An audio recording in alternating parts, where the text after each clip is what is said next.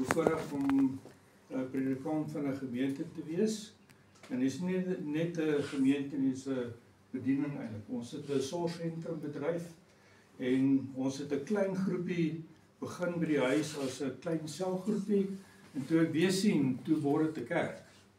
En 'n massiewe kerk. En ek het duisende mense het deur my hande gegaan en baie van hulle prys die Here het hom aangeneem daar.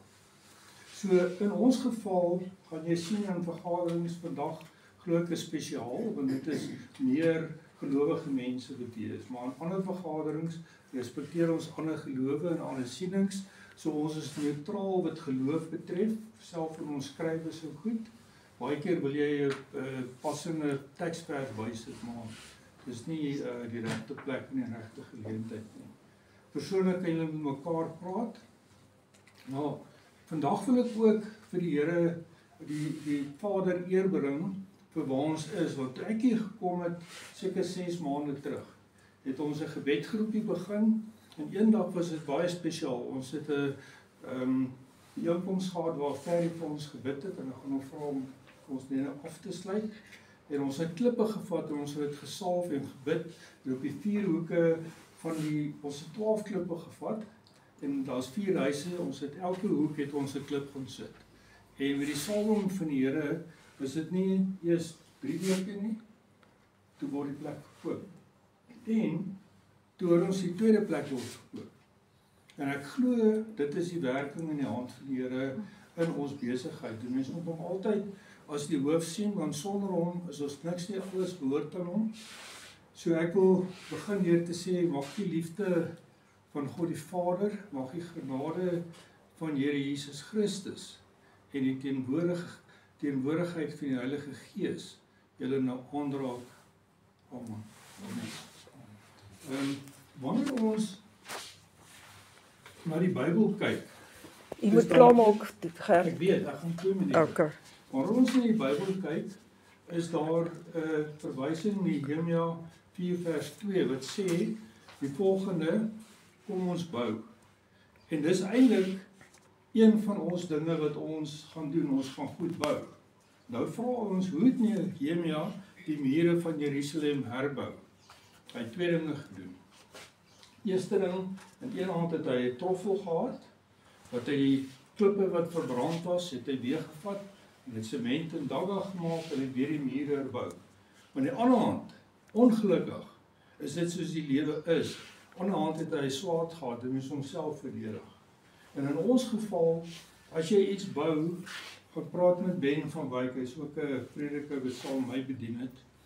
Hulle sekuriteitafdeling is amper groter as die bouafdeling. Want die mense steel hulle goed, hulle breek hulle goed, daar kom sommige mense in wat plak daar verskillende goede. En dan wanneer jy na die voorbeeld van Nehemia kyk, kan jy sien, die rede waarom hy suksesvol was, hy het aanhoudend bly bid vir sy mense en hulle bly bemoedig. En sê man, kom ons staan saam, kom ons sorteer die ding uit, kom ons werk in eenheid saam. En hy het baie teenstand beleef, was een nou met die naam van Sanballat, hy het mense beledig. Nou gaan dit met ons ook gebeur, mense gaan jou kom beledig, gesê man, wie is 'n skouerskuur, wie is die 3 mense wat by mekaar kom.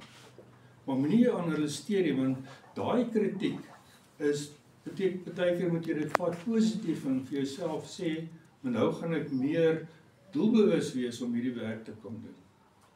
En dan wil ek afsluit met 'n voorbeeld van Joas. Hy was een van die jongste konings wat in Israel aangestel word. Ek dink hy was 8 jaar oud. En sy pa was vermoor, omdat sy pa afgod dienaars toegelaat het en die hele land het vergaan. En hoekom het hy hierdie getuienis gekry by God? God het vir hom gesê, mooi so, getroue diensknegt, oor min was jy getrou, en oor veel gaan ek jou aanstel. Dankie vir die afsluiting. Kan ons al net so sit die oor te maak? Ons Hemelse Vader, hierdie projek behoort aan U. Alles op hierdie wêreld behoort aan U. En ons is U dienswillige rentmeesters, wat gaan seker maak, dat alles wat ons hier doen, alles wat ons skep, tot eer en verheerliking van U naam is en by U groot raadsplan inpas. U sou dit nie moontlik gemaak het vir ons om eer weg te spring, as dit nie deel van die plan was nie. Hou ons op die roete. Maak ons sterk in mekaar. Maak ons lief vir mekaar. En maak ons lief vir die wêreld. Amen.